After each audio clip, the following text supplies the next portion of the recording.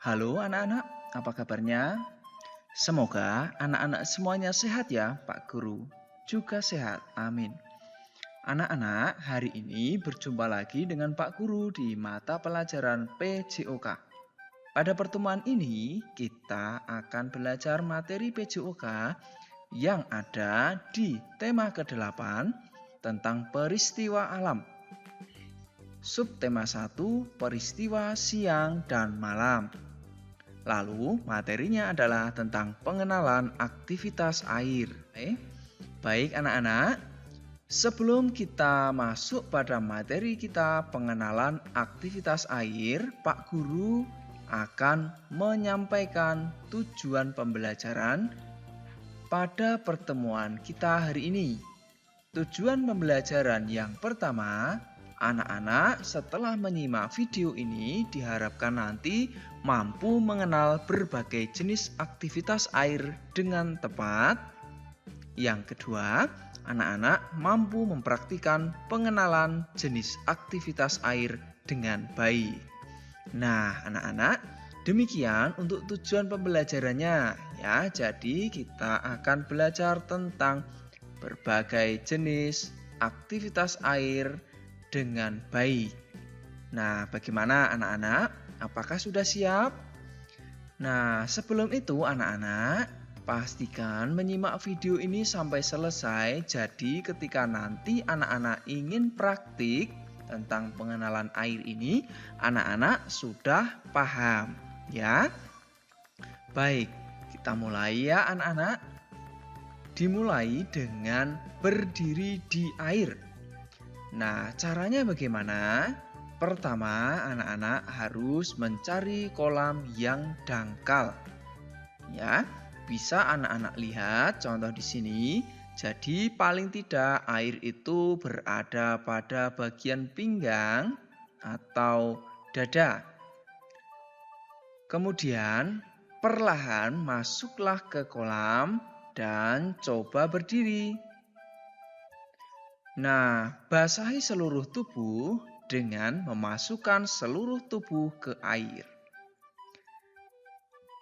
Contohnya, ya setelah anak-anak berdiri, kemudian silahkan masuk ke dalam air, lalu jika sudah tidak kuat, ya, atau anak-anak bisa melakukan hitungan 1, 2, 3, kemudian muncul kembali. Nah, seperti itu anak-anak. Nah, pastikan ketika anak-anak mempraktikkan gerakan atau kegiatan ini, anak-anak dibantu atau diawasi oleh orang tua atau kakak di rumah, ya.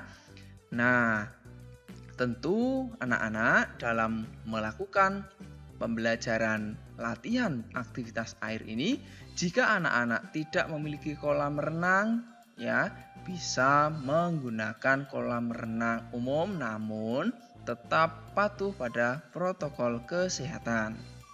Nah, jika anak-anak kesulitan terkait medianya untuk belajar pengenalan air ini, anak-anak paling tidak cukup mengetahui ya apa saja cara untuk mengetahui atau latihan-latihan pengenalan air.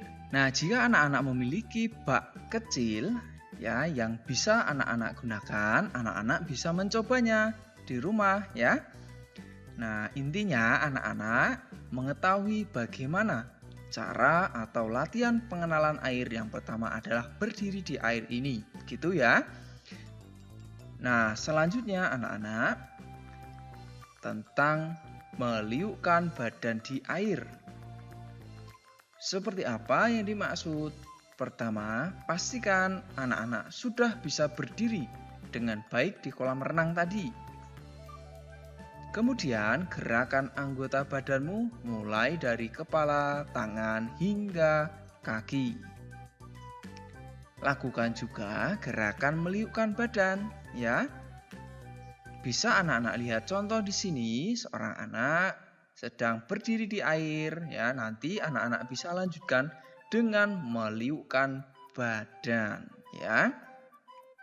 Nah, yang berikut anak-anak ada gerakan berjalan di air. Untuk bisa melakukan gerakan berjalan di air ini, anak-anak lakukan gerakan berjalan di air ini tentu harus sudah menguasai cara berdiri di air dengan baik seperti materi yang pertama dan kedua tadi ya. Kemudian jika anak-anak belum berani, bisa meminta bantuan orang lain untuk menunggu di depan seperti contoh di sini ya. Sekali lagi, anak-anak ketika melakukan latihan ini atau pembelajaran pengenalan air ini, anak-anak harus dalam pengawasan orang tua ya. Begitu anak-anak, jangan sampai lupa. Dan demikian untuk pembelajaran kita.